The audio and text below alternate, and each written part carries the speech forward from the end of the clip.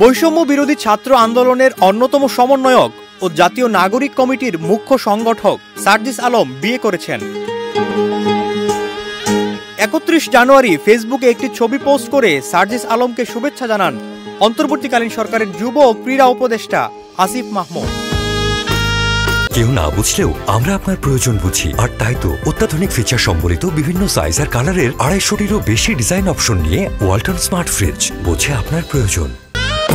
ছবিতে সার্জিসকে বরের সাজে দেখা যাচ্ছে। তার পাশে রয়েছেন উপদেষ্টা মাহফুজ আলম, তথ্য উপদেষ্টা নাহিদ ইসলাম, যুব ও ক্রীড়া উপদেষ্টা আসিফ মাহমুদ এবং বৈষম্য বিরোধী ছাত্র আন্দোলনের আহ্বায়ক হাসনাত আব্দুল্লাহ।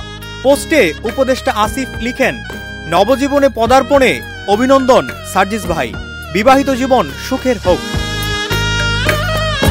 তবে তিনি কোথায় এবং কাকে বিয়ে করেছেন এ ব্যাপারে কিছু উল্লেখ করেননি যুব ও ক্রীড়া উপদেষ্টা। ডেস্ক রিপোর্ট, দেশ রূপান্তর।